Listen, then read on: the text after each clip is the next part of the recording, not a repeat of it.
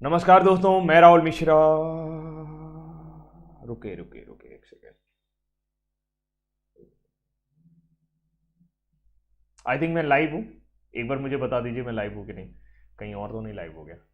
कभी कभी की गड़बड़ कर देती है। ठीक है, आ गए हैं हम। हाजिर हैं, हाजिर हैं, हाजिर हैं, हाजिर हैं भाई, हाजिर हैं। कहाँ हो सर? 8 बज गए हैं। बिल्कुल, इतना बेसब्री से इंतजार। आहा, क्या प्यार। तो नमस्कार दोस्तों, मैं राहुल मिश्रा और मैं आप सभी का एक बार फिर से स्वागत करता हूं आपके अपने चैनल ऑलिपोडेस ऐसे एग्जाम में। तारीख है 3 जनवरी और इस साल का पहला करंट अफेयर्स आप सभी के सामने लाते हुए मुझे बड़ी खुशी हो रही है। और धीरे धीरे करते हुए ये सफर जो है वो लगभग 3 साल होने वाले हैं कि अब मैं आपको करंट अफेयर्स पढ़ा रहा हूँ, आप पढ़ रहे हैं। कई सारे एग्जाम में आपने सफलताएं प्राप्त की हैं, कई सारे बच्चों ने सफलताएं प्राप्त की हैं और ये करंट अफेयर्स इसी तरीके से चलता रहे। इस दुआ के साथ इस साल भी हम ये करंट अफेयर्स पूरा कर पाएँ, तो उसके लिए आपके साथ की ज़रूरत रहेगी, आपके प्यार और विश्वास की ज़रूरत रहेगी, क्योंकि कोई भी चीज़ बिना रिस्पॉन्स के नहीं चल सकती। ये आप भी समझते हैं और भली भांति समझते हैं। तो वीडियो को शेयर कर दीजिए और रीडिंग बाय राहुल मिश्रा के नाम से एक टेलीग्राम ग्रुप है, उसे ज्वाइन कर लीजिए। और आज के इंपॉर्टेंट करंट अफेयर्स में हेडलाइंस हमारी कुछ इस तरीके से हैं कि 1 जनवरी को डीआरडीओ ने मनाया अपना 64वां स्थापना दिवस। प्लेटिनम जुबली पर महारानी एलिजाबेथ के सम्मान में द्वीपों का नाम बदल देगा ऑस्ट्रेलिया। बारबाडोस में भारत के अगले उच्चायुक्त के रूप में नियुक्त किए गए बालचंद्रन। रेलवे बोर्ड के अध्यक्ष और सीईओ नियुक्त किए गए हैं वीके त्रिपाठी। साहित्य अकादमी ने 20 भाषाओं में पुरस्कारों की घोषणा की है, 4 भाषाओं में बाद में घोषणा करेंगे। भारत ने श्रीलंका को हराकर जीत लिया है 8वां under 19 Asia cup. Dharmendra Pradhan जी ने शुरू किया है एक 100 दिवसीय पठन अभियान जिसका नाम है पढ़े भारत। दुर्गा शंकर मिश्रा बने उत्तर प्रदेश के मुख्य सचिव। आरिफ खान 2 शीतकालीन ओलंपिक स्पर्धाओं में क्वालिफाई करने वाले पहले भारतीय बने। डीजी वीएस पठानिया ने भारतीय तटरक्षक बल के 24वें प्रमुख के रूप में कार्यभार संभाला। और न्यूजीलैंड के रॉस टॉलर ने अंतरराष्ट्रीय क्रिकेट से संन्यास की घोषणा कर दी है। एक माटी का दिया है जो सारी रात अंधियारे से लड़ता है। तू तो भगवान का दिया है, तू किस बात से डरता है। हथेली पर रखकर नसीब तू क्यों अपना मुकद्दर ढूंढता है। सीख उस समंदर से जो टकराने के लिए पत्थर ढूंढता है। बड़ी ही प्यारी लाइनें आज सुबह सुबह मुझे मिली। मैंने नहीं कही है बट किसी ने कही है, लेकिन बड़ा ही प्यारा। जब मैंने इसे पढ़ा तो मुझे थोड़ा सा अंदर से पॉजिटिविटी फील हुई। मुझे लगा तो ये सकारात्मक ऊर्जा आपको भी देनी चाहिए कि एक माटी का दिया है। आप देखिए, अभी क्या होता है ना, हम लोग अक्सर ये सोचते हैं कि यार शायद मेरे पास ये होता तो मैं ये कर देता, शायद मेरे पास ये होता तो वो ये कर देता। एक्चुअल में परमेश्वर ने सबको अलग अलग बनाया है, सबको अलग अलग तरीके की जिम्मेदारियां दी हैं, सबको अलग अलग तरीके का जीवन दिया है, सबको अलग तरीके का माहौल दिया है। आप उस माहौल में किस तरीके से ढलते हैं और उस माहौल में आपका जो उत्तरदायित्व है वो आप किस तरीके से निभाते हैं, वो आपके ऊपर डिपेंड करता है। तो हमेशा अपना एटीट्यूड बरकरार रखिए। कल भी मैंने आपसे कहा था कि अगर आप जीवन में विजेता बनना चाहते हैं, अगर आप जीवन में विजेता बनना चाहते हैं, विजेता का मतलब आप चाहते हैं कि लोगों को आप लीड करें, लोग आपको फॉलो करें, तो उसके लिए आपको सबसे बड़ा, सबसे लंबा, सबसे ऊंचा, सबसे ताकतवर, सबसे बुद्धिमान, ये सब होने की कोई जरूरत नहीं है। क्यों? क्योंकि जंगल में सबसे लंबा जानवर कौन सा होता है? जिराफ। सबसे बड़ा जानवर कौन होता है? हाथी। सबसे चालाक कौन होता है? लोमड़ी। अगर आप मगरमच्छ को देख लें तो मगरमच्छ से बराबर ताकतवर कोई नहीं होता। वो शेर को भी पकड़ के खींच सकता है, लेकिन जंगल का राजा शेर ही बनता है। बिकॉज क्योंकि एक एटीट्यूड है उसके अंदर, एक अदा है, एक साहस है उसके अंदर, किसी से भी लड़ने की, किसी से भी भिड़ने की, वो रखिए और शेर बनिए। फिलहाल कर लेते हैं previous day revision. Previous day revision यानी न्यू डेवलपमेंट बैंक के चौथे नए सदस्य के रूप में किस देश को शामिल किया गया है। तो ये ऑलरेडी हम लोग कल दिसंबर का जलजला मैंने करा दिया है, यानी कि दिसंबर का मंथली करंट अफेयर्स कल मैंने करा दिया है। आप में से जो लोग सो रहे हो, सिलेक्शन पाना है तो जाग जाइए, कल करा दिया है। निरस्त्रीकरण पर यूएन सम्मेलन में भारत का नया स्थायी प्रतिनिधि किसे नियुक्त किया गया है? तो वह है अनुपम रे। सिक्किम के राज्यपाल ने किसके नाम पर सड़क का अभी हाल ही में उद्घाटन किया है? तो वह है हमारे प्रधानमंत्री नरेंद्र मोदी। कोई बात नहीं सुधीर, अच्छी बात है, अभी आप बाद में देख लीजिएगा, है ना। ये यही तो ऑनलाइन पढ़ाई की खास बात है कि कोई क्लास अगर मिस हो गई तो आप बाद में उसे देख सकते हैं। उत्तर प्रदेश सरकार ने झांसी रेलवे स्टेशन का नाम बदलकर क्या कर दिया है? वीरांगना लक्ष्मीबाई रेलवे स्टेशन। आज जुकाम है तो मुझे ऐसा लग रहा है जैसे मैं कुएं में बैठा हूं, पता नहीं, ऐसा अजीब सा लग रहा है, समझ में नहीं आ रहा। मैक्सिको में भारत के अगले राजदूत के रूप में किसे नियुक्त किया गया है? पंकज शर्मा। सीमा सुरक्षा बल के महानिदेशक का अतिरिक्त प्रभार दिया गया संजय अरोड़ा। क्यों? आईटीबीपी के हैं कुमार राजेश चंद्र जो हैं, ठीक है, देख लिया, बहुत बढ़िया। वन महानिदेशक और विशेष सचिव किसे नियुक्त किया गया है? वन महानिदेशक और विशेष सचिव नियुक्त किए गए हैं आपके Chandra Prakash Goyal, director general of forest. दुनिया का पहला ड्यूअल मोड वाहन किस देश ने लॉन्च किया है? जापान ने। पटरी पे भी चलेगा और सड़क पर भी चलेगा। विश्व डोपिंग रोधी एजेंसी ने किस राष्ट्रीय एजेंसी की मान्यता बहाल कर दी है? तो national doping test laboratory NDTL यानी नाडा की जो सदस्यता है वो वाडा ने बहाल कर दी है। श्यामा प्रसाद मुखर्जी अर्बन मिशन को लागू करने वाले किस राज्य ने पहला स्थान हासिल किया है? That is Telangana. Haryana Kaushal Rozgar Nigam portal किस राज्य ने लॉन्च किया था? हरियाणा ने। जनता दल के 7 बार के राज्यसभा सांसद और उद्योगपति का भी हाल ही में निधन हो गया, उनका नाम क्या था? उनका नाम था महेंद्र प्रसाद। महेंद्र प्रसाद का याद रखिएगा, ये राज्यसभा के सांसद और उद्योगपति रहे हैं। आप में से जो लोग नए हैं उनको मैं बता दूं, ये चश्मा मैंने स्टाइल के लिए नहीं लगा रखा है, मजबूरी की वजह से लगा रखा है ना। कई लोग सोचते हैं ये चश्मा लगा के पढ़ा रहा है, ऐसा नहीं है। आज की करंट अफेयर्स में रक्षा अनुसंधान और विकास संगठन डीआरडीओ ने अपना 64वां स्थापना दिवस कब मनाया? तो डीआरडीओ हर साल 1 जनवरी को अपना स्थापना दिवस मनाता है और इस बार न्यू ईयर के दिन ही उन्होंने अपना 64वां स्थापना दिवस मनाया। डीआरडीओ की बात की जाए तो भाई डीआरडीओ के बारे में बहुत कुछ बताने लायक है। सबसे पहले तो आप इसका लोगो देखो, इसके लोगो में आपको दिखेगा तीनों सेनाओं के चिन्ह आपको इसमें नजर आएंगे और इसका जो मोटो है वो है बलस्य मूलम विज्ञानम, यानी कि बल के मूल में क्या है? विज्ञान है। डीआरडीओ की बात की जाए तो इसकी स्थापना 1958 में की गई थी, 1958 में की गई थी, जब technical development establishment and directorate of technical development and production of Indian ordnance factory, इन सबको मिला करके डिफेंस साइंस ऑर्गेनाइजेशन बनाया गया था। तब इनके पास मात्र केवल 10 ऑर्डिनेंस फैक्ट्री थी। पहले इसको कोशिश की गई कि जो हमारी रक्षा भारतीय सशस्त्र बल है उनको आधुनिक रक्षा प्रौद्योगिकियों को सौंपा जाए, तो उसके लिए इसकी स्थापना की गई थी। आज की डेट में 52 लेबोरेटरी जो है वो इनके पास है।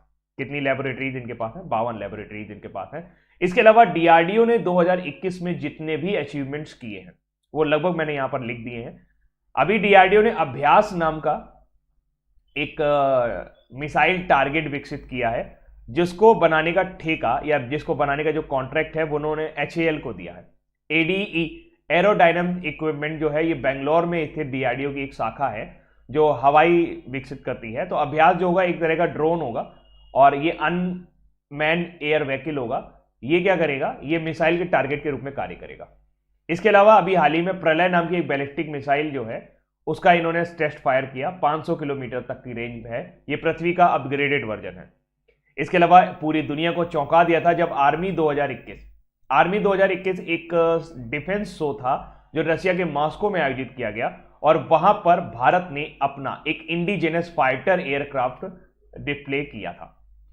एडवांस सैप टेक्नोलॉजी अभी काफी चर्चा में रही क्योंकि इस तरीके से टेक्नोलॉजी से लैस होने वाले भारत उन कुछ देशों में शामिल हो गया है जो दुश्मन के राडार को चकमा दे सकते हैं। यानी कि किसी भी गाइडेड मिसाइल की अगर मान लीजिए कोई गाइडेड मिसाइल भारतीय प्लेन की तरफ आ रही होगी तो सैप टेक्नोलॉजी के जरिए उसको धोखा दिया जा सकता है। अभी हाल ही में इन्होंने टाइटेनियम का एक बहुत ही बेहतरीन एलॉय विकसित किया है जिससे बहुत कम वजन में एक बढ़िया मटेरियल तैयार हो सकता है। डीआरडीओ और एआईसीटी ने मिलकर एमटेक प्रोग्राम को लॉन्च किया है डिफेंस टेक्नोलॉजी में, यानी अगर आप चाहें तो अब आप डिफेंस टेक्नोलॉजी में एमटेक कर सकते हैं।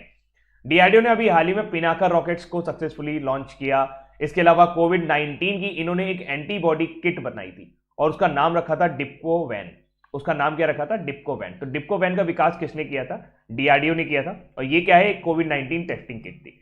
Python 5 air to air missile, Python 5 air to air missile जो इजराइल के सहयोग से हमें प्राप्त हुई थी। 100 जो है ये एक स्मार्ट एंटी वॉरफील्ड वेपन है, यानी एक तरह का बॉम्ब है। 100 पूछा जा सकता है कि व्हाट इज 100? 100 is bomb.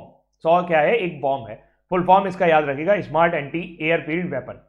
सहायक एनजी क्या है? सहायक एनजी इनका एयर ड्रॉप कंटेनर है जो इन्होंने विकसित किया है। डीआरडीओ के वर्तमान समय में हेड कौन है? आपके जी सतीश रेड्डी। डीआरडीओ के जी सतीश रेड्डी वर्तमान समय में हेड कौन है? जी सतीश रेड्डी जी जो है वो वर्तमान समय में हेड है। इस बार DRDO scientist of the year award किसको दिया गया था? इस बार डीआरडीओ का scientist of the year award किसको दिया गया था? Scientist of the year award इस बार डीआरडीओ को दिया गया था हेमंत कुमार पांडे जी को। किसको दिया गया था? हेमंत कुमार पांडे जी को। देखिए वैसे ही मैं बहुत कम आपको पढ़ाता हूं, कम पढ़ाने का मतलब यह है कि मेरी कोशिश रहती है कि आपको टू द पॉइंट पढ़ाया जाए। अब इसमें भी आप कम मत किया करें, ये एकदम एटलीस्ट है, इससे कम मत किया करो। जो कुछ मैं आपको बताता हूं उसको देख लिया करो। जैसे डीआरडीओ कम से कम 36 अचीवमेंट होंगे, मैंने आपको केवल 11 पढ़ाए क्योंकि मेरे हिसाब से यही इंपॉर्टेंट है। तो आप इससे कम मत किया करो। मैं देखता हूं कि आप इससे भी कम पढ़ने की कोशिश करो, इससे कम मत पढ़ो यार, नहीं तो सत्यानाश हो जाएगा। ठीक है, हाँ, डीआरडीओ की पहली महिला महानिदेशक जे मंजुला, वेरी गुड दत्ता। इसके अलावा ग्लोबल फैमिली डे भी मनाया गया है 1 जनवरी को। ग्लोबल फैमिली डे यानी कि वर्ल्ड पीस डे के रूप में भी इसको जाना जाता है। विश्व शांति दिवस कब मनाया गया? आपका 1 जनवरी को मनाया गया। ठीक है, तो 1 जनवरी को विश्व शांति दिवस भी मनाया गया है, जिसे ग्लोबल यानी कि वैश्विक परिवार दिवस भी कहा जाता है। जैसे वैश्विक परिवार दिवस भी कहा जाता है। तो प्रत्येक वर्ष 1 जनवरी को वैश्विक परिवार दिवस और डीआरडीओ का स्थापना दिवस। डीआरडीओ का कौन सा स्थापना दिवस हमने मनाया? अभी बता के आया हूं, मैंने गोला भी बनाया था उधर। डीआरडीओ का कौन सा स्थापना दिवस मैंने मनाया? अब मतलब हम लोगों ने मनाया, मैंने क्या, हम सबने मिलकर बनाया, जरा बताओ जरा। नहीं, हम पूरे ही पढ़ाते हैं, लेकिन आपके लिए जो इंपॉर्टेंट है वो पूरा पढ़ाते हैं, फालतू नहीं पढ़ाते। हाँ, 64 आधे ज्यादा बच्चों को नहीं याद था। 64वां स्थापना दिवस था, याद रखना। 58 में बना। किस देश ने स्पेन द्वीप का नाम बदलने की घोषणा कर दी है? स्पेन द्वीप क्या है? देखिए पहली बात तो ये समझिए कि ब्रिटेन और ऑस्ट्रेलिया के संबंध क्या है। ब्रिटेन और ऑस्ट्रेलिया के संबंध का मतलब ये है कि समझ लो एक ही मां के 2 बच्चे हैं। क्वीन एलिजाबेथ द्वितीय आपके ऑस्ट्रेलिया में मतलब उन्हीं के नाम से शासन चलता है। तो वहां पर एक द्वीप है स्पेन द्वीप। स्पेन द्वीप जो है इसको 1976 में, इसको कब 1976 में, सॉरी 1970 में, 1970 76 नहीं 1970 में क्वीन एलिजाबेथ द्वारा बसाया गया था। एक लेक है, एक लेक यानी कि एक झील है जिसका नाम है बर्ले ग्रिफिन। जिसका नाम क्या है? बर्ले ग्रिफिन लेक। उसके किनारे किनारे इस द्वीप को बसाया गया। अब क्या है कि जून 2022 में महारानी एलिजाबेथ के शासन के 70 साल पूरे होने वाले हैं। 70 साल तक शासन कर लिया उन्होंने। तो हाल फिलहाल ऑस्ट्रेलिया ने यह द्वीप जो है वो क्वीन एलिजाबेथ द्वितीय के नाम पर रखने का फैसला कर लिया है। किसने फैसला किया है? आपके ऑस्ट्रेलिया ने। तो ऑस्ट्रेलिया का याद रखिएगा, ऑस्ट्रेलिया ने क्या कर दिया है? स्पेन द्वीप का नाम बदलने की घोषणा कर दी है, लेकिन अभी नहीं बदलेंगे। जब महारानी के 70 साल की प्लेटिनम जुबली मनाई जाएगी उस समय 2022 में इसको, जून 2022 में इसका नाम बदला जाएगा। लेकिन आपको थोड़ा सा पता होना चाहिए कि स्पेन द्वीप है क्या। तो स्पेन आइलैंड जो है ये एक कृत्रिम आइलैंड है जिसको लेक, जैसा कि मैंने बताया, बर्ले ग्रिफिन, लेक बर्ले ग्रिफिन के चारों ओर बनाया गया है। ऑस्ट्रेलिया की बात करते हैं तो ऑस्ट्रेलिया है और एक देश है मलेशिया। ऑस्ट्रेलिया, मलेशिया और सिंगापुर। इन लोगों ने अभी हाल ही में एक बहुत ही बढ़िया चीज की। इन लोगों ने क्या किया? और साउथ अफ्रीका। इन लोगों ने क्या किया? इन लोगों ने यह किया कि अपने यहां एक बैंक बना दिया, central bank for digital currency. और इस तरीके से ये चारों देश जो हैं वो आपस में डिजिटल करेंसी में व्यापार करना शुरू करने वाले हैं। तो सीबीडीसी का स्कीम जो है किन 4 देशों ने शुरू किया है? सीबीडीसी स्कीम 4 देशों ने मिलकर शुरू किया, ऑस्ट्रेलिया, मलेशिया, सिंगापुर और साउथ अफ्रीका। ये क्या है? Central bank digital currency scheme. यानी कि आप इनके जो सेंट्रल बैंक हैं वो डिजिटल करेंसी में भी आपका लेन देन कर सकेंगे। इससे क्या हुआ है कि इनको थोड़ा सा डॉलर से मुक्ति मिल गई है और इनको फॉरेन रिजर्व जो है वो नहीं रखना पड़ा। और अब मुझे लगता है कि इंडिया को भी ऐसा कुछ करना चाहिए। इसके अलावा आपको पता होना चाहिए ब्रिस्बेन कहां पर है? ब्रिस्बेन आपका ऑस्ट्रेलिया में है। ब्रिस्बेन की चर्चा मैं इसलिए कर रहा हूं क्योंकि यहां पर 2032 के ओलंपिक होने वाले हैं। यहां पर 2032 के ओलंपिक होने वाले हैं। अभी ऑस्ट्रेलिया में एक बड़ी ही अजीबोगरीब चीज देखने को मिली। वहां पर माइस रेन हो गई। माइस रेन ऐसा नहीं था कि आसमान से चूहे टपक रहे थे, बट ऑस्ट्रेलिया वाले पूरी तरीके से परेशान हो गए थे। इतनी आबादी चूहों की वहां पर हो गई थी, इस वजह से भी वहां चर्चा में रहा। पिछले साल मतलब पिछले साल वहां पर बहुत ही बड़ी एक आग लगी थी। इसके अलावा ग्रेट बैरियर रीफ आपने नाम सुना होगा। Great barrier reef, great barrier reef जो है इसको ऑस्ट्रेलिया ने कहा है कि भाई इसको आप इन डेंजर की कैटेगरी में डाल दीजिए, क्योंकि ये जो है अब हमसे संभल नहीं रहा है, मतलब ये लगातार क्षय होता चला जा रहा है ग्रेट बैरियर रीफ, इसलिए इसको इन डेंजर की श्रेणी में डलवा दिया ऑस्ट्रेलिया ने। और ध्यान रखिएगा, मनप्रीत बोहरा का नाम याद रखिए, मनप्रीत बोहरा। मनप्रीत बोहरा जो है ये भारत के एम्बेसडर हैं ऑस्ट्रेलिया में, ये भारत के एम्बेसडर हैं, बी की जगह पी बन गया, एम्बेसडर हैं भारत में, यानी कि आप यहां पर हाई कमिश्नर ही बोलेंगे, क्योंकि ऑस्ट्रेलिया जो है वो कॉमनवेल्थ कंट्रीज में आता है, ऑस्ट्रेलिया जो है वो कॉमनवेल्थ कंट्रीज में आता है। मनप्रीत बोहरा जो है वो वर्तमान समय में भारत के वहां पर राजदूत है। ऑस्ट्रेलिया की बात करें तो ऑस्ट्रेलिया ने अभी हाल ही में ऑस्ट्रेलिया, यूके और यूएस ने मिलकर के एक ग्रुप बना लिया, जिसे ऑकस नाम दिया गया। इस ग्रुप की वजह से फ्रांस को बहुत गुस्सा आई और फ्रांस ने कहा कि मित्रों ने क्या किया है, मेरी पीठ पे छुरा घोंप दिया है। तो ऑकस नाम का ग्रुप किसने बनाया, ऑस्ट्रेलिया, यूके और यूएस ने। इन्होंने क्या कह दिया, न्यूक्लियर सबमरीन का डील करना शुरू कर दिया, जिसकी वजह से बड़ी दिक्कत हुई। एक और याद रखिएगा, ला पेरोज, फ्रांस से मुझे ला पेरोज याद आ गया। फिर भी फ्रांस ने चलो ठीक है कोई बात नहीं, हम आपको ला पेरोज में बुला लेते हैं। तो फ्रांस प्लस क्वाड नेशन ने मिलकर के अभी हाल ही में ला पेरोज किया। इसके अलावा भारत और ऑस्ट्रेलिया के बीच में जो आपका युद्ध अभ्यास होता है वो ऑसिंडेक्स होता है। इस बार ऑसिंडेक्स का जो आपका संस्करण था वो चौथा एडिशन था और ये ऑस्ट्रेलिया में आयोजित किया गया था।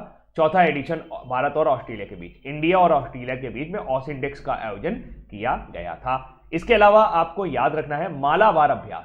मालाबार अभ्यास, मालाबार अभ्यास जो है ये इसका 25वां संस्करण था, लेकिन इस बार इसमें क्वाड देश शामिल हुए थे। 2 बार ये आयोजित हुआ। पहला जो इसका आयोजित हुआ था वो गुआम पोर्ट पे आयोजित हुआ था। गुआम पोर्ट कहां पर है, ये फिलीपींस में है। गुआम पोर्ट कहां पर है, फिलीपींस में। जबकि दूसरा इसका अंडमान सागर में आयोजित किया गया था, गुआम पोर्ट। 25वां था मालाबार अभ्यास। तो क्वाड याद रखिएगा, क्वाड देश में कौन कौन आते हैं, क्वाड देश में हम आते हैं इंडिया, और कौन आता है ऑस्ट्रेलिया, और कौन आता है यूके, और कौन आता है जापान। ठीक है, तो जब मालाबार अभ्यास तो भारत और यूके पहले किया करते थे, बाद में जापान भी इसमें शामिल हो गया है। ऑस्ट्रेलिया की सबसे बड़ी नदी जो है वो मरे डार्लिंग है, बहुत बढ़िया। ठीक है, हाँ, और हजारों ऊंटों को मारने का आदेश भी दिया गया था, ये भी बात सही है। तो बहुत कुछ हमने आपको यहां पर बताया, अब आपको जो कुछ भी आता है वो बातें करते रहिएगा। अच्छा, ऑस्ट्रेलिया ने एक बहुत बढ़िया काम किया। भारत ने कहा कि क्वाड में आ जाओ, भारत ने बुलाया था क्वाड में, मतलब आपका मालाबार अभ्यास में। तो ऑस्ट्रेलिया ने कहा यार तुम भी लो बेटा, तुम भी बेटा आओ तालिस्मान साबरे में। तालिस्मान साबरे का नाम आपने सुना है? तालिस्मान साबरे जो है ये 2023 में होगा। ये क्या होगा, 2023 में होगा, और ये वर्ल्ड का सबसे बड़ा वॉर गेम होगा। वॉर गेम मतलब इसमें बहुत बड़ी बड़ी सेनाएं जो हैं वो हिस्सा लेंगी, और तालिस्मान साबरे में आप ऑस्ट्रेलिया ने क्या किया है, भारत को इनवाइट किया है। तो अगर आपसे पूछा जाए कि तालिस्मान साबरे क्या है, तो तालिस्मान साबरे जो है विश्व का सबसे बड़ा वॉर गेम होने वाला है 2023 में, 2023 में। ठीक है, इसको याद रखिएगा। आगे चलते हैं। बारबाडोस में भारत के अगले उच्चायुक्त के रूप में किसे नियुक्त किया गया है? अक्सर कंफ्यूजन रहता है कि सर कहीं पर राजदूत बोल देते हैं, कहीं पर उच्चायुक्त बोल देते हैं, दोनों का मतलब एक ही है। कहीं आप मान लीजिए बारबाडोस गए और आपका कोई मामला फंस गया, तो वहां पे सुनने वाला कौन है, आपका जो भारत का वहां पे राजदूत होगा वो सुनेगा। तो कई जगह पर राजदूत को एम्बेसडर बोलते हैं, कई जगह पर हाई कमिश्नर बोलते हैं। हाई कमिश्नर जितने भी कॉमनवेल्थ कंट्रीज हैं, कितने कॉमनवेल्थ कंट्रीज हैं, कॉमनवेल्थ कंट्रीज में कितने हैं, मतलब कितने कॉमनवेल्थ कंट्रीज में कितने लोगों का ग्रुप है, अभी बताऊंगा, पहले आप बताओ कॉमनवेल्थ कंट्रीज में कितने लोग हैं, पहले ये बताओ। फिलहाल समझो, हाई कमिश्नर जो होंगे जितने भी कॉमनवेल्थ कंट्रीज जहां जो कभी ब्रिटिश का उपनिवेश रहे हैं, जब जो कभी भी ब्रिटिश का उपनिवेश रहे हैं, उन सभी कंट्रीज को जो भी आपके डेलीगेट जाते हैं तो वहां पे हाई कमिश्नर बोल दिया जाता है। तो हाल फिलहाल यहां पर भेजे जा रहे हैं एस बालाचंद्रन। आप कहोगे सर ये तस्वीर एस बालाचंद्रन की तो लग नहीं रही है। जी नहीं, ये जो है ये है सैम प्रूनेला मैसन, सैम प्रूनेला मैंशन जो है ये बारबाडोस की पहली महिला राष्ट्रपति या पहली राष्ट्रपति हैं, क्योंकि बारबाडोस जो है ये अभी आजादी पाया। आजादी क्या पाया, अभी इसने क्या कर दिया है, महारानी के शासन को हटा दिया है। बारबाडोस कहां पर मिलेगा आपको, साउथ अफ्रीका और उत्तरी अमेरिका में मिलेगा।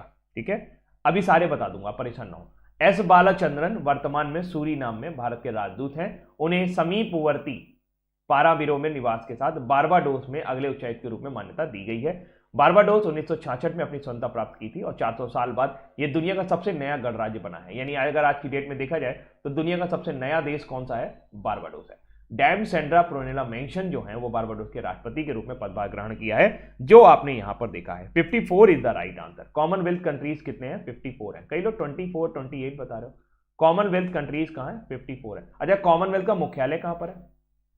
कॉमनवेल्थ का मुख्यालय कहां पर है? ध्यान रखिएगा, लंदन में। कल भी बताया था जब आपको करंट अफेयर्स करा रहा था, आज भी बता रहा हूं, लंदन। आप लोग सुनते नहीं हो मेरी, ठीक है सर। अगर यूके में रहेंगे तो कमिश्नर बोलेंगे, यूके में रहेंगे तो कमिश्नर बोले जाएंगे। यूके मतलब जो भी आपके यूके के उस हिसाब रहे हैं, यूनाइटेड किंगडम वाले रहे हैं, तो सारे कमिश्नर बोले जाते हैं, है ना, जितने भी कॉमनवेल्थ कंट्रीज है, ठीक है। 54 है, 54। एक बार फिर से देख लेना, 54 है। बारबाडोस पहले से ही कॉमनवेल्थ में था। कुछ वेबसाइट ने इसमें डेटा मैंने देखा था कि गलत दिखा दिया था, बारबाडोस को ऐड करके वो 55 बताने लगे थे, लेकिन बारबाडोस पहले से ही कॉमनवेल्थ कंट्रीज के ग्रुप में है, ठीक है। आगे बढ़ते हैं। अभी यहां पर अलग अलग जगह पर जो रिसेंटली अपॉइंटेड किए गए एम्बेसडर, उनके बारे में बात कर लेते हैं। संजय राणा का याद रखिएगा, बुल्गारिया, क्योंकि लिखना ना पड़े इसलिए मैं पहले से लिखी लिखाई स्लाइड ले आया। Alok Ranjan Jha, Belarus. Manoj Kumar Mahapatra, Guatemala. BS Mubarak, Sudan. Harsh Kumar Jain आपके यूक्रेन। विनय कुमार, म्यांमार। ये याद रखना, विनय कुमार, जो एरो बना रखे हैं वो ले आपको याद रखने एकदम, ये वाले। Parth Satpathy, Hungary. Sanjay Bhattacharya, Switzerland. Ajneesh Kumar, Estonia. Sanjay Sudhir, UAE। Pawan Kapoor, Russia. Dinesh Kumar Patnaik, Spain. और आलोक अमिताभ डिमरी, ब्रुनई। प्रदीप कुमार रावत को अभी चाइना में भेजा गया है। पंकज शर्मा को अभी हाल ही में मैक्सिको भेजा गया, अभी थोड़ी देर पहले डिस्कस किया। भूटान, पड़ोसी देशों की बात करें तो रुचिरा कंबोज। अफगानिस्तान में रुद्रेन टंडन, बट वापस बुला लिए गए। पाकिस्तान में कोई नहीं है। बांग्लादेश विक्रम दोराईस्वामी। श्रीलंका में गोपाल बागले। और नेपाल के विनय मोहन क्वात्रा। ये अगल बगल है। मनप्रीत वोरा के बारे में हम लोग चर्चा कर ही चुके हैं। तो अभी हाल ही में अपॉइंट कौन किए गए हैं? पंकज शर्मा। पंकज शर्मा को मैक्सिको भेजा गया, ठीक है। और चाइना में कौन आया? प्रदीप कुमार रावत। इसको याद रखिएगा। सर मालाबार में इंग्लैंड नहीं है, अमेरिका है। कहां? इंग्लैंड कहां बोल दिया मैंने? अच्छा, यूके बोल दिया है मैंने। यूएस है, सॉरी, यूएसए। माफी चाहूंगा, यूएसए, माफी चाहूंगा भाई, है ना रजनीश, ध्यान नहीं दिया मैंने उस पर। 1 जनवरी 2022 को, लो फिर से बदल गई है। 1 जनवरी 2022 को रेलवे बोर्ड के अध्यक्ष और मुख्य कार्यकारी अधिकारी नियुक्त किए गए हैं। सुनील शर्मा थे, हट गए। अब कौन आ गए हैं? वीके त्रिपाठी आ गए। वीके त्रिपाठी जी जो है वो ज्वाइन करने हैं, ठीक है। तो भारतीय रेलवे ने 1 जनवरी 2022 को वीके त्रिपाठी को रेलवे बोर्ड का अध्यक्ष और मुख्य कार्यकारी अधिकारी नियुक्त किया है। त्रिपाठी की नियुक्ति कैबिनेट समिति ने मंजूरी दी है। वह उत्तर पूर्वी रेलवे गोरखपुर के महाप्रबंधक के रूप में कार्य कर रहे हैं। 1982 बैच के IRS अमी अधिकारी सुनील शर्मा का स्थान लेंगे। तो अब रेलवे बोर्ड के अध्यक्ष, देखो पेपर नहीं करा रहे हैं, बोर्ड के अध्यक्ष पे अध्यक्ष बदलते चले जा रहे हैं। तो भाई हाल में कौन? सुनील शर्मा जो है रिटायर हो गए, उनकी जगह वीके त्रिपाठी आ गए, इनको याद रखिएगा। और अभी हाल ही में कुछ इंपॉर्टेंट अपॉइंटमेंट्स हुए हैं पिछले महीने के दौरान, अभी वो सारे देख लेते हैं हम लोग।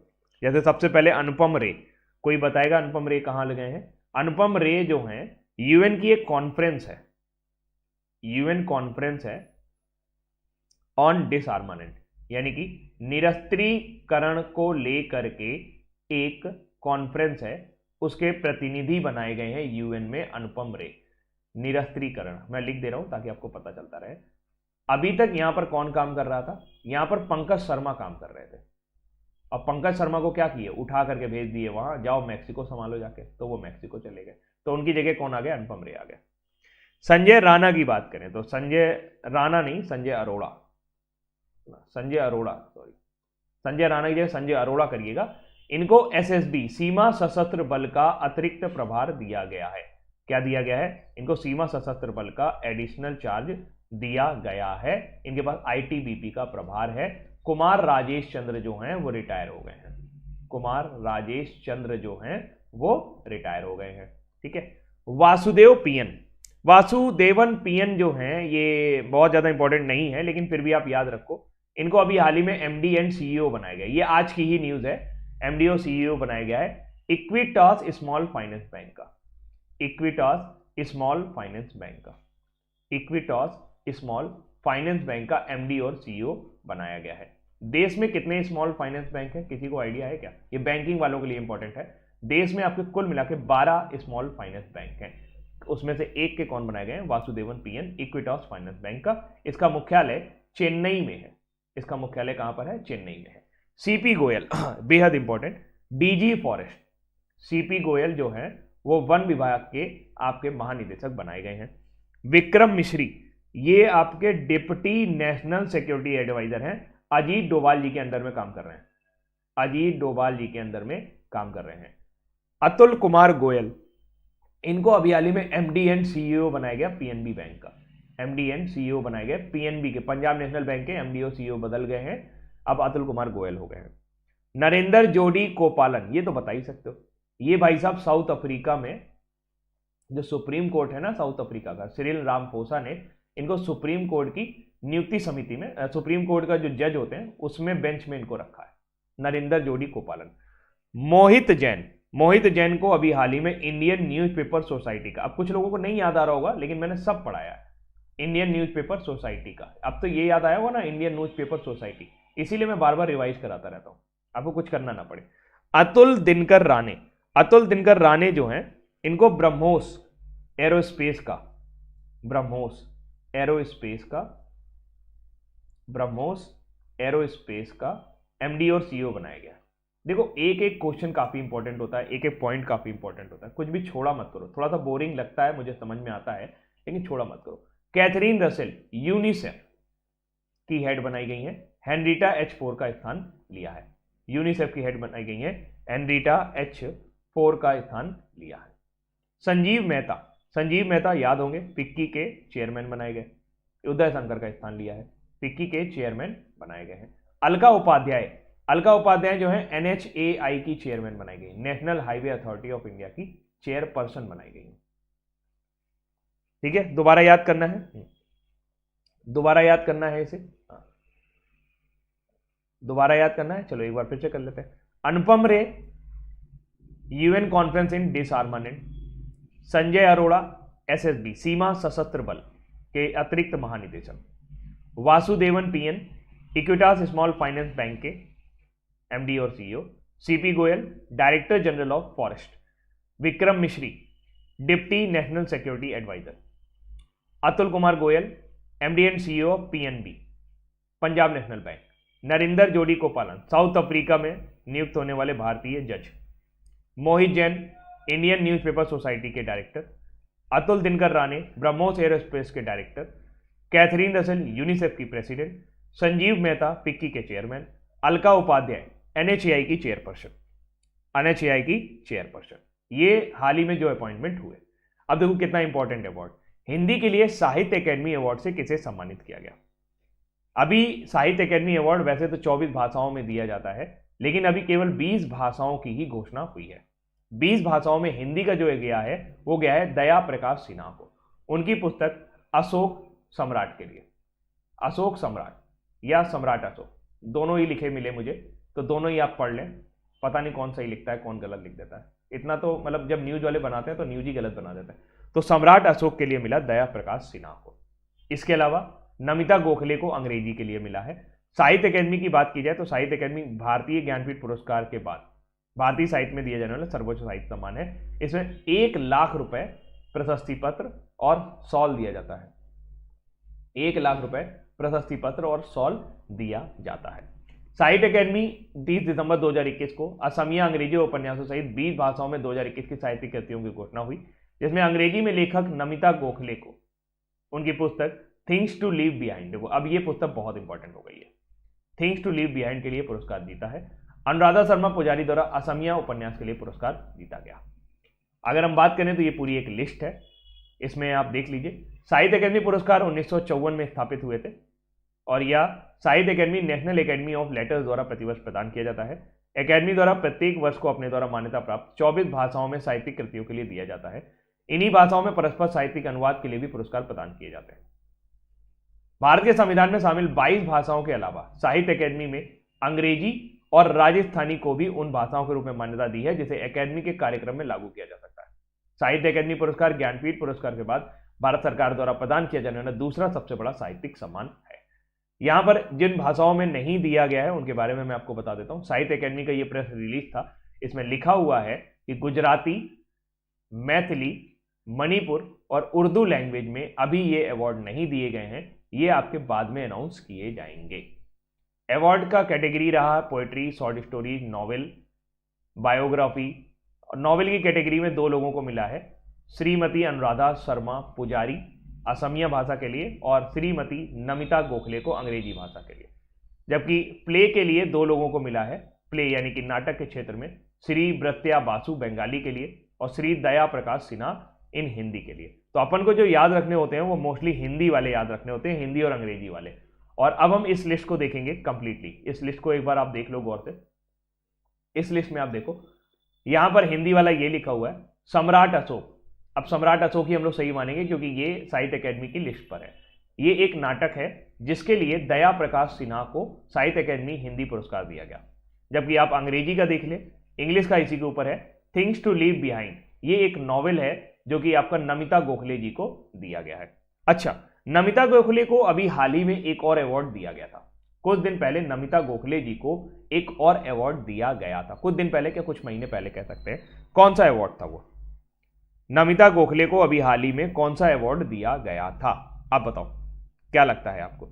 ठीक है, इसको अच्छे से याद रखना। और इस बार जो आपके अभी तक लिटरेचर अवार्ड दिए गए उनको एक बार मैं डिस्कस कर देता हूं फटाक से। बुकर प्राइज जो है वो डेमन गलगुट को दिया गया, ये आपको याद होंगे, मुझे पक्का विश्वास है। द प्रॉमिस, कितने लोगों को ये पूरे याद है? नोबल लिटरेचर किसको दिया गया? अब्दुल रजाक गुरनाह को, तंजानिया के रहने वाले हैं। पेन पिंटर अवार्ड सिस्सी डगारेबंगा, ठीक है। Yameen Hazarika award, very good. Peace prize of German book trade, Namita Gokhale को अभी हाल ही में 7वां यामीन हजारिका पुरस्कार दिया गया था। बुकर प्राइज डकलर स्टुअर्ट को 2020 का सग्गी बेन के लिए। बुकर इंटरनेशनल 2021 जो है वो डेविड डियोप को at night all blood is black के लिए। Women award for fiction Susanna Clarke को पिरानेसी के लिए, उनके उपन्यास। साहित्य अकेडमी हिंदी पुराना वाला भी याद रखे, अनामिका जी को मिला था टोकरी में दिगंत के लिए। साहित्य अकेडमी अंग्रेजी वाला पुरस्कार अरुंधति सुब्रमण्यम को दिया गया था व्हेन गॉड इज ट्रैवलर के लिए। व्यास सम्मान शरद पगारे को पाटिल पुत्र की साम्राज्ञी के लिए। सरस्वती सम्मान शरण कुमार लिम्बाले को सनातन के लिए। ज्ञानपीठ अवार्ड में 56वां दिया गया है नीलमणि फूकन को। नीलमणि फूकन ये किस भाषा के लेखक हैं? ये असमिया के लेखक हैं। ये किस भाषा के लेखक हैं? असमिया भाषा के लेखक हैं। इसके अलावा आपका दामोदर मौजे जी को, दामोदर मौजे जी को, दामोदर मौजे किस भाषा के लेखक हैं? दामोदर मौजे जो हैं ये आपके कोंकणी भाषा के लेखक हैं। तो इनको 57वां ज्ञानपीठ पुरस्कार दिया गया, ठीक है। 56वां आपका दिया गया था उनको अच्युतम नमुदरी को, ठीक है, उनको याद रखिएगा। और अंग्रेजी भाषा में ज्ञानपीठ अवार्ड प्राप्त करने वाले एकमात्र अभी हैं आपके अमिताभ घोष। एजुथचान पुरस्कार केरल सरकार द्वारा दिया जाता है पीएल वलसाला को। JCB literature prize M Mukundan को दिल्ली ए सोलीलॉकी के लिए, ठीक है, बहुत बढ़िया। आगे बढ़ते हैं। दुबई में आयोजित अंडर 19 एशिया कप फाइनल का खिताब किसने जीत लिया? तो एशिया कप फाइनल का खिताब इंडिया ने जीता है श्रीलंका को हराकर। इंडिया ने जीता है श्रीलंका को हराकर। इस मैच में हरनूर सिंह जो ओपनर बैट्समैन थे अंडर 19 टीम के, उनको मैन ऑफ द सीरीज घोषित किया गया है, मैन ऑफ द सीरीज। जबकि मैन ऑफ द मैच बने हैं विक्की ओस्टवाल को मैन ऑफ द मैच चुना गया है, मैन ऑफ द मैच चुना गया है। अंडर 19 टीम के वर्तमान समय में आपके जो कैप्टन हैं उनका नाम भी याद रखिए। अंडर 19 टीम के वर्तमान समय में आपके जो कैप्टन हैं उनका नाम है यश धुल दिल्ली से खेलते हैं, दिल्ली की तरफ से खेलने वाले यश धुल जो है वो वर्तमान समय में कैप्टन है। और सबसे बड़ी बात यह है कि भारत ने ये खिताब 8वीं बार जीता है। तो अंडर 19 एशिया कप को रिकॉर्ड 8वें खिताब के साथ जीता क्योंकि उन्होंने श्रीलंका को 9 विकेट से हराया है। डकवर्थ लुईस पद्धति से हमने मैच जीता। अंडर 19 एशिया कप खिताब फाइनल दुबई में खेला गया। भारत अब तक 8 बार अंडर 19 एशिया कप जीत चुका है, जिसमें से 2012 में एक बार ड्रॉ भी शामिल है। टीम के पास कभी भी फाइनल नहीं हारने का रिकॉर्ड है। यहां से 3 प्रश्न बन सकते थे, वो मैंने आपको बता दिए। हरनूर सिंह को मैन ऑफ द मैच दिया गया है, मैन ऑफ द सीरीज दिया गया, सॉरी। विकी ओस्टवाल को मैन ऑफ द मैच दिया गया है। और यश धुल जो है वो आपके भारतीय अंडर 19 टीम के कप्तान हैं। इसको अच्छे से याद रखिएगा। दुबई में ये मैच हुआ, श्रीलंका को हराया। अभी हाल ही में विजय हजारे ट्रॉफी हुई थी, विजय हजारे ट्रॉफी अभी हाल ही में हुई। किसने जीती है विजय हजारे ट्रॉफी? इस बार जीती है एचपी, हिमाचल प्रदेश ने। हिमाचल प्रदेश ने किसको हराया? तमिलनाडु को हराया। हिमाचल प्रदेश ने तमिलनाडु को हराया। इसके अलावा इंडिया रेड ने जीती थी दिलीप ट्रॉफी। रणजी ट्रॉफी इस बार जीता था सौराष्ट्र ने बंगाल को हराकर। विजय हजारे हम लोग ने बात करी ली, ठीक है। और सैयद मुश्ताक अली ट्रॉफी, इसको 2020 ट्रॉफी भी कहते हैं, ये तमिलनाडु ने कर्नाटक को हरा करके जीती है। बाकी हम लोग एक दो बार और डिस्कस कर चुके हैं, तो इसको आज नहीं डिस्कस करते हैं, इसको फिर किसी दिन डिस्कस करेंगे। 1 जनवरी 2022 को पढ़े भारत का 100 दिवसीय पठन अभियान किसने शुरू किया है? तो ये हमारे शिक्षा मंत्री धर्मेंद्र प्रधान जी ने पढ़े भारत अभियान शुरू किया है। पढ़े भारत अभियान में बाल वाटिका में 8वीं कक्षा तक पढ़ने वाले बच्चों के इस अभियान का हिस्सा होंगे। पठन अभियान 1 जनवरी 2022 से 10 अप्रैल 2022 तक 100 दिन 14 सप्ताह के लिए चलाया जाएगा। इसका मेन ये है कि सबसे बड़ी बात देखी जाए तो बच्चे पढ़ ही नहीं पाते हैं, तो उनको पढ़ने के लिए मोटिवेट करने के लिए पढ़े भारत एक 100 दिवसीय पठन अभियान जो है वो शिक्षा मंत्रालय द्वारा शुरू किया गया है। अगला 29 दिसंबर 2021 को उत्तर प्रदेश का मुख्य सचिव किसे बनाया गया? 29 दिसंबर 2021 को उत्तर प्रदेश के मुख्य सचिव बनाए गए हैं दुर्गा शंकर मिश्रा। कौन बनाए गए हैं? दुर्गा शंकर मिश्रा जी जो हैं वो आवास एवं शहरी कार्यों के सचिव दुर्गा शंकर मिश्रा को 29 दिसंबर को उत्तर प्रदेश का मुख्य सचिव नियुक्त कर दिया गया है। मिश्रा 1985 बैच के आईएएस अधिकारी राजेंद्र कुमार तिवारी जी का स्थान लेंगे। इसके अलावा उत्तर प्रदेश की बात करें तो वाराणसी जो है उत्तर प्रदेश का ये पहला सिटी है इंडिया का जहां पर आपको रोपवे सर्विस मिल सकती है पब्लिक ट्रांसपोर्ट के लिए। इसके अलावा अगर आपको याद हो तो उत्तर प्रदेश सरकार ने अभी हाल ही में स्मार्टफोन स्कीम शुरू की, कानपुर मेट्रो शुरू की, और क्या शुरू किया? इसके अलावा पूर्वांचल एक्सप्रेस वे शुरू किया, धड़ाधड़ योजनाओं का शुभारंभ किया चुनाव के मद्देनजर। पूर्वांचल एक्सप्रेस वे की जो शुरुआत है वो सुल्तानपुर से है, नरेंद्र मोदी जी ने यहीं से इसका उद्घाटन किया था। इसके अलावा एक और है Ganga express way. Ganga express way जो है ये शाहजहांपुर से ओपन किया गया। ये कहां से ओपन किया गया है? शाहजहांपुर से ओपन किया गया। अलीगढ़ का नाम हरिगढ़ कर दिया गया। कंगना रनावत ने one district one product, Kangana Ranaut को वन डिस्ट्रिक्ट वन प्रोडक्ट का ब्रांड एम्बेसडर बनाया गया। इसके अलावा झांसी रेलवे स्टेशन का नाम बदला गया। झांसी रेलवे स्टेशन का नाम बदला गया। क्या रख दिया गया? वीरांगना रानी लक्ष्मीबाई रेलवे स्टेशन। वीरांगना रानी लक्ष्मीबाई रेलवे स्टेशन कर दिया गया। हेल्थ एटीएम अभी हाल ही में लखनऊ में लगाया गया था। मातृभूमि योजना उत्तर प्रदेश की है। ईज ऑफ डूइंग में यूपी सेकंड नंबर पर है, आंध्र प्रदेश पहले नंबर पर है। ईज ऑफ डूइंग बिजनेस में आंध्र प्रदेश पहले नंबर पर है, यूपी दूसरे नंबर पर है। पीएम जी ने यानी हमारे प्रधानमंत्री जी ने उज्ज्वला 2 स्कीम का शुभारंभ जो है वो महोबा से किया था यूपी के। ये आपको थोड़ा सा याद रखना है। यूपी के डांस फॉर्म की बात करें तो कथक एकमात्र डांस फॉर्म है। कैपिटल लखनऊ है। योगी आदित्यनाथ सीएम है। पहले सीएम गोविंद बल्लभ पंत थे। आनंदीबेन पटेल गवर्नर है। पहली गवर्नर सरोजिनी नायडू थी। विश्व में सर्वाधिक जिले रखता है 75 जिले हैं। देश में सर्वाधिक जिले रखता है 75 है। लोकसभा में 80 सीटें हैं। राज्यसभा में 31 सीटें हैं। डिस्ट्रिक्ट 75 है। 24 जनवरी 1950 को यूनाइटेड प्रोविंस से उत्तर प्रदेश बना था। एनिमल जो है वो बारहसिंगा है। बर्ड जो है वो सारस है। फ्लावर जो है वो पलाश के फूल है। और ट्री जो है वो सीता अशोक है। इसके अलावा पीलीभीत टाइगर रिजर्व यहां पर है जिसको अभी हाल ही में इंटरनेशनल TF2 प्राइज दिया गया था। ठीक है। अगले साल बीजिंग में होने वाले शीतकालीन ओलंपिक के लिए 2 स्पर्धाओं को क्वालिफाई करने वाले पहले भारतीय एथलीट कौन बन गए हैं? तो इन 2 स्पर्धाओं को क्वालिफाई करने वाले जो आरिफ खान है वो पहले भारतीय खिलाड़ी बन गए हैं जिन्होंने शीतकालीन ओलंपिक के लिए 2 स्पर्धाओं में क्वालिफाई किया है। ये जम्मू कश्मीर के रहने वाले हैं। 31 दिसंबर को भारतीय तटरक्षक बल के 24वें प्रमुख के रूप में किसे नियुक्त किया गया है? तो भारतीय तटरक्षक बल जिसकी स्थापना 1 फरवरी, स्थापना कब है? 1 फरवरी 1977 को। तटरक्षक बल की स्थापना कब हुई थी? 1 फरवरी 1977 को हुई थी। और इसीलिए हर साल 1 फरवरी को हम लोग तटरक्षक दिवस मनाते हैं। भारतीय तटरक्षक दिवस यानी कि इंडियन कोस्ट गार्ड डे जो है वो हर साल कब मनाया जाता है? वो आपका 1 फरवरी को ही मनाया जाता है। अभी हाल ही में इसके जो हेड थे कृष्ण स्वामी नटराजन वो रिटायर हो गए और उनकी जगह वीएस पठानिया जो है वो तटरक्षक बल के 24वें प्रमुख के रूप में उन्होंने कार्यभार संभाला है। जी हाँ, तो भारतीय तटरक्षक की जगह पर भारतीय तटरक्षक कृष्ण स्वामी नटराजन जी की जगह पर वीएस पठानिया ने यहाँ पर 23वें डीजी की जगह ली है और ये 24वें प्रमुख बन गए हैं। भारतीय तटरक्षक बल का लोगो ये है। इसका मोटो याद रखिएगा, वयम रक्षामा यानी हम रक्षा करते हैं। हाल ही में बल्लेबाज रॉस टेलर ने अंतर्राष्ट्रीय क्रिकेट से संन्यास की घोषणा कर दी है। वह किस देश से संबंधित है? तो रॉस टेलर जो हैं वो न्यूजीलैंड से संबंधित हैं। ये ड्रेस आप पहचान गए होंगे। रॉस टेलर बढ़िया बल्लेबाज थे और ऑलराउंडर थे। इन्होंने फिलहाल बोल दिया है कि मैं अंतर्राष्ट्रीय क्रिकेट से संन्यास लेता हूं। न्यूजीलैंड के अनुभवी बल्लेबाज रॉस टेलर ने मौजूदा घरेलू सत्र के अंत में अंतर्राष्ट्रीय क्रिकेट से संन्यास की घोषणा की है। टेलर बांग्लादेश के खिलाफ दूसरे टेस्ट में अंतिम पारी खेलेंगे जहां वह डेनियल विटोरी के न्यूजीलैंड के 112 टेस्ट के रिकॉर्ड की बराबरी कर लेंगे। वो ऑस्ट्रेलिया में होने वाली वनडे सीरीज का भी हिस्सा होंगे। वह सभी 3 प्रारूपों में न्यूजीलैंड के लिए 100 से अधिक मैच खेलने वाले पहले क्रिकेटर हैं। और अब बारी है आज के वन लाइनर की। रक्षा अनुसंधान संस्थान, रक्षा अनुसंधान डीआरडीओ ने अपना स्थापना दिवस 64वां स्थापना दिवस कब मनाया? 1 जनवरी को। किस देश ने स्पेन द्वीप का नाम बदलने की घोषणा की है? ऑस्ट्रेलिया। बारबाडोस में भारत के अगले उच्चायुक्त के रूप में किसे नियुक्त किया गया है? एस बालचंद्रन। 1 जनवरी 2022 को रेलवे बोर्ड के अध्यक्ष और मुख्य कार्यकारी अधिकारी किसे नियुक्त किया गया? बी के त्रिपाठी। हिंदी साहित्य अकादमी अवार्ड किसे दिया गया है? दया प्रकाश सिन्हा, सम्राट अशोक के लिए प्ले है वो, याद रखिएगा। अंडर 19 एशिया का फाइनल खिताब किसने जीता है? भारत ने। 1 जनवरी 2022 को पढ़े भारत 100 दिवसीय पठन कार्यक्रम का शुभारंभ किसने किया? धर्मेंद्र प्रधान जी ने। 29 दिसंबर 2021 को उत्तर प्रदेश के मुख्य सचिव किसे नियुक्त किया गया है? दुर्गा शंकर मिश्रा को।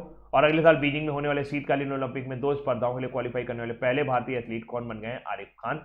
31 दिसंबर 2 को भारतीय तटरक्षक बल के 24वें प्रमुख के रूप में किसे नियुक्त किया गया? वी एस पठानिया को। हाल ही में बल्लेबाज रॉस टेलर ने न्यूजीलैंड अंतर्राष्ट्रीय क्रिकेट संन्यास की घोषणा की। वो किस देश से संबंधित है? वह न्यूजीलैंड से संबंधित है। कल मैंने आपसे एक प्रश्न पूछा था कि निम्नलिखित में से कौन सा देश भौगोलिक क्षेत्रफल की दृष्टि से भारत से बड़ा नहीं है? तो सही उत्तर है इंडोनेशिया।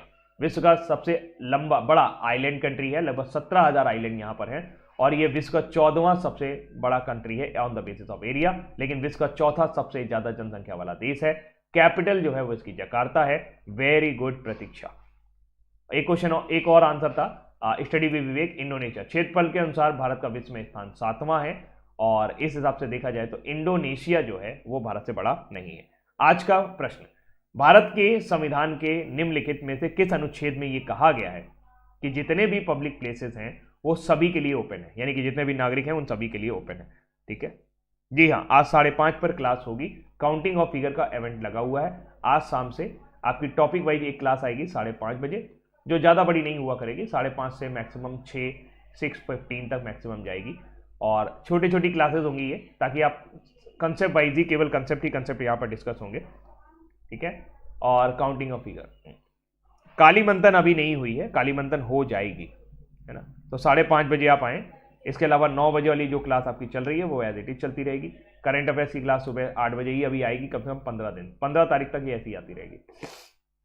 ठीक है, चलो फिलहाल आज के लिए इतना ही रखते हैं। Thank you so much, bye bye, take care. और वीडियो के नीचे कमेंट करना मत भूलिएगा, कमेंट करना बहुत ज़्यादा ज़रूरी है, क्योंकि आप कमेंट करते हो तो वीडियो रिकमेंड होती है और आप देख सकते हो कि जिस वीडियो पे आप ज़्यादा कमेंट करोगे वो वीडियो वाकई में चलती भी है।